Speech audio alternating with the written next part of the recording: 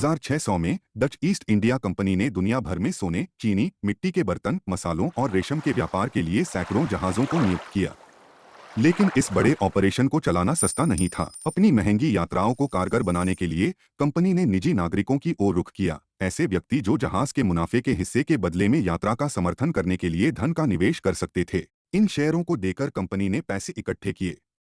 इस प्रथा ने कंपनी को और भी बड़ी यात्राएं करने का अवसर दिया, जिससे डच कंपनी और उनके निवेशकों दोनों को लाभ हुआ। इन शेयरों को पूरे महाद्वीप में कॉफी हाउस और शिपिंग बंदरगाहों में बेचकर डच इंडिया कंपनी ने अनजाने में दुनिया के पहले शेयर बाजार का आविष्कार किया। तब से कंपनियां सभी प्रकार के व्यवसायों का समर्थन करने के लिए इच्छुक निवेशकों से धन इकट्ठा कर रही हैं। और आज शेयर बाजार में स्कूल, करियर और यहां तक कि इसे समझने के लिए समर्पित टीवी चैनल हैं।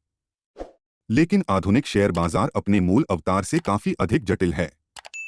तो कंपनियां और निवेशक आज बाजार का उपयोग कैसे करते हैं, इस वीडियो में आज हम समझेंगे। तो अंत तक देखें।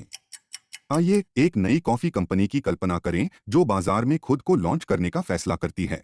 सबसे पहले कंपनी बड़े निवेशकों के सामने खुद को प्रस्तुत करेगी। अगर उन्हें लगता है कि कंपनी एक अच्छा विचार है, तो उन्हें निवेश में पहली सफलता मिलती है और फिर कंपनी की आरंभिक सार्वजनिक पेशकश या आईपीओ को प्रस्तुत करते हैं।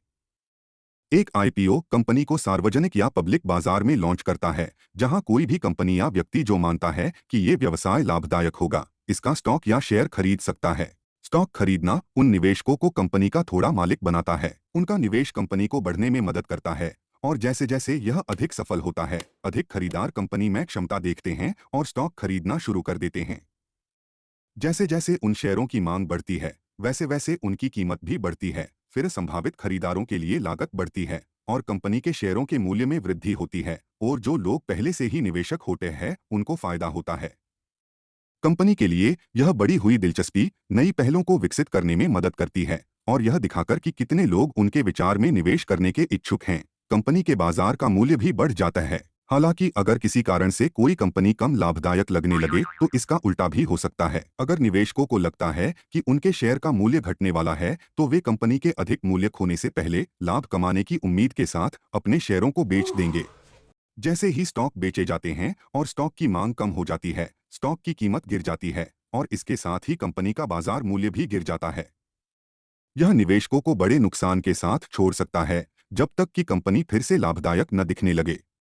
सप्लाई और डिमांड का यह देखा-देखी कई कारकों से प्रभावित होता है। कंपनियां बाजार की ताकतों के प्रभाव में हैं, जैसे कि सामग्री की कीमत में उतार-चढ़ाव होना, उत्पादन तकनीक में होने वाला बदलाव और मजदूरों पे लगने वाली लागत। ऐसे निवेशक नेतृत्व में बदलाव, खराब प्रचार या नए कानूनों और व्यापार नीतियों जैसे बड़े कारकों के बारे में चिंतित हो सकते हैं। और निश्चित रूप से बहुत से निवेशक मूल्यवान स्टॉक बेचने और व्यक्तिगत हितों को आगे बढ़ाने के लिए तैयार हैं। ये सभी स्टॉक बाजार में दिन प्रतिदिन के शोर का कारण बनते हैं, जिससे कंपनियां कम या ज्यादा सफल दिखाई दे सकती हैं। और शेयर बाजार में मूल्य कम होता दिखाई देने से अक्सर निवेशकों को वास्तविक मूल्य खोना पड़ता है और बदले में शेयर प्राइस गिर जाता है। बाजार में मानव विश्वास के चलते आर्थिक उछाल से लेकर वित्तीय संकट तक सब कुछ ट्रिगर करने की शक्ति है और यह कठिन से दिखने वाला रास्ता है। इसलिए अधिकांश पेशेवर एकदम से पैसे बनाने की कोशिश की जगह विश्वसनीय लॉन्ग टर्म निवेश को बढ़ावा देते हैं। हालांकि विशेषज्ञ इस अत्यधिक प्रणाली में सफलता की संभावनाओं को बढ़ाने के प्रयासों में लगातार उपकरण बना रहे हैं। लेकिन शेयर बाजार सिर्फ अमीरों और ताकतवर लोगों के लिए नहीं है। इंटरनेट की शुरुआत के साथ रोजमर्रा के निवेशक ठीक उसी तरह से स्टॉक खरीद सकते हैं जैसे एक बड़ा निवेशक करता है। और जितने अधिक लोग खुद को इस जटिल प्रणाली के बारे में शिक्षित करते हैं, वे भी शेयरों का व्यापार कर सकते हैं, उन व्यवसायों का समर्थन कर सकते हैं जिनमें वे विश्वास करते हैं और अपने लाभदायक लक्ष्यों को पा सकते हैं। पर पहला कदम निवेश करना है।